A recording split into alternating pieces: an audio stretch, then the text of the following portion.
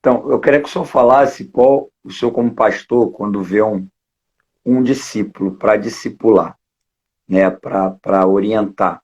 Hoje, quais são as maiores dificuldades que o senhor encontra? Eu sempre, quando o senhor bota a caixinha lá de perguntas, eu sempre peço conselho a um jovem pregador, porque eu me considero na condição de um jovem pregador que precisa de conselho.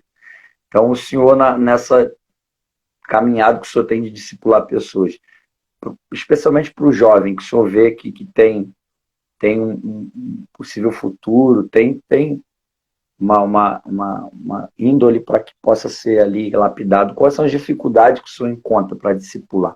Quais são hoje as dificuldades da igreja para o discipulado? Nós temos tido a dificuldade hoje de pessoas que não querem se submeter. Quando você vê alguém que não quer se submeter, essa pessoa já vem cheia de achismo.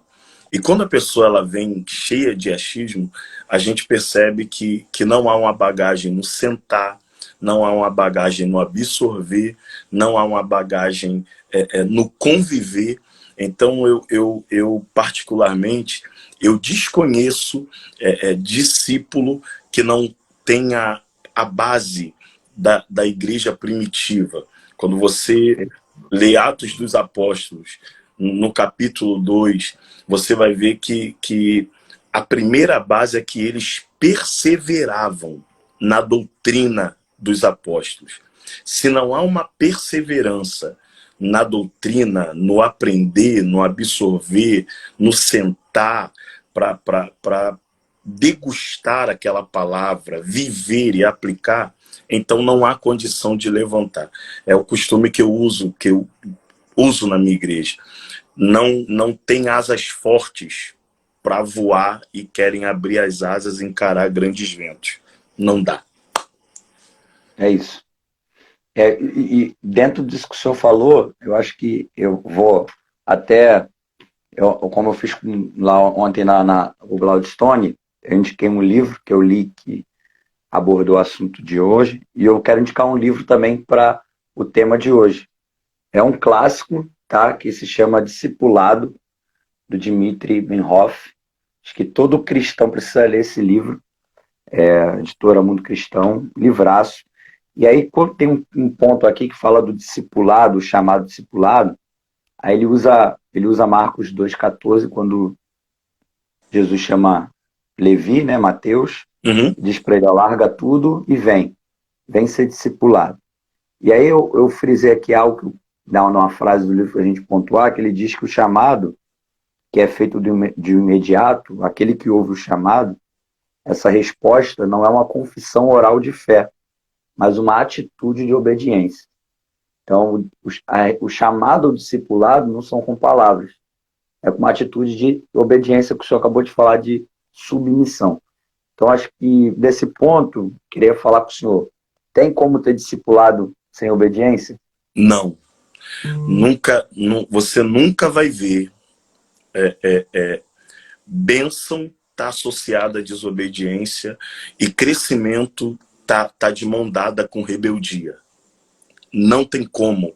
São coisas antagônicas, são ideias que não cabem no evangelho bíblico. Cabe em qualquer outro evangelho.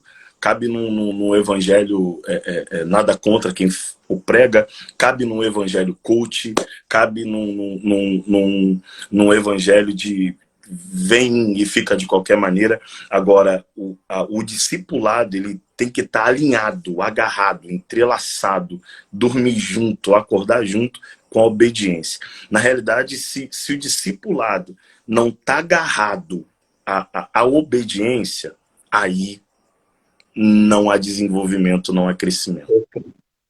Não há. É a submissão, né, pastor? Total. É a submissão, ser discipulado, é entender isso, né? O senhor esteve lá com a gente na nossa última de vigília, e lá na recepção a gente comentou sobre isso, sobre discipulado ser uma identidade. Uhum. E hoje a gente vê pessoas que não têm identidade.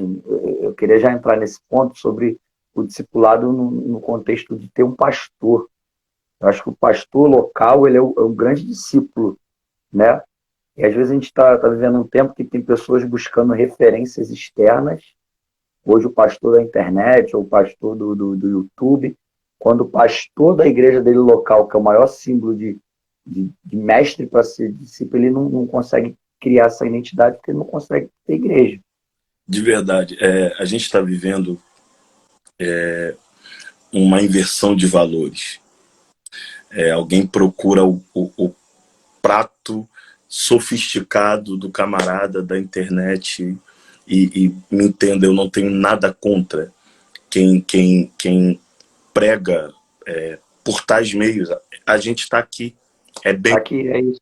mas eu ainda prefiro o arroz com feijão do meu pastor do que a comida sofisticada do pseudo pregador.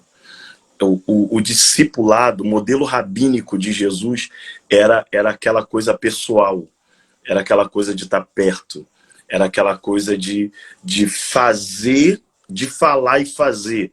Não era aquela coisa de viver uma teoria.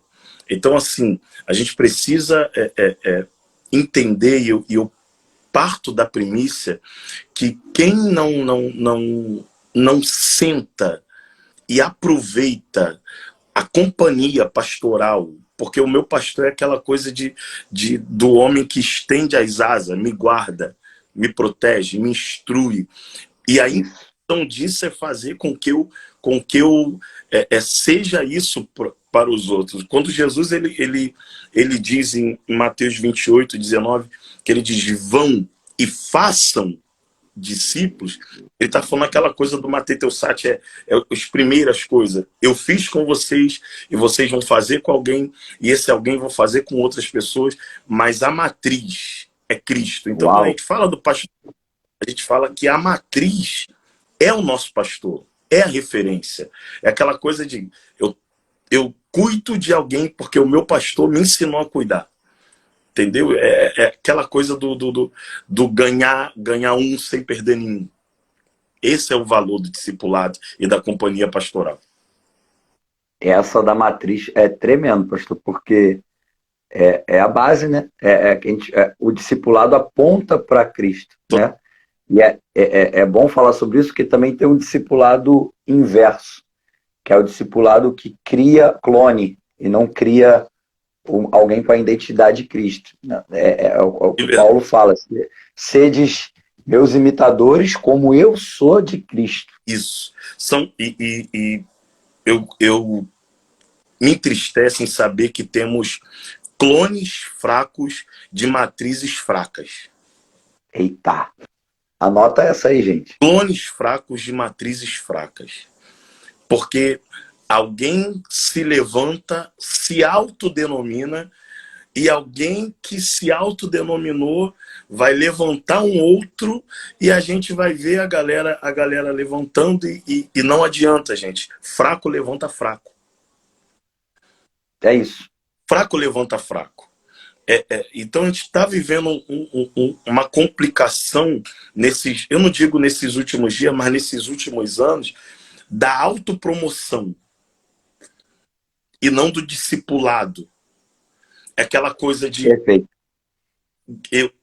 Não é aquela coisa do Pedro que estava com o tal do João indo para o templo orar e não tem nem ouro e a prata, mas vai dizer, olha para mim. Então, como é que eu, como um espelho embaçado, vou dizer, olha para mim, se eu não reflito a Cristo? Então, olha para mim que eu tenho da matriz. É isso aí. Então, assim, se eu não tenho a raiz do discipulado em mim, irmão, eu vou atrair para mim, mas não atraio para Cristo. Esse é o problema. É isso. Perfeito.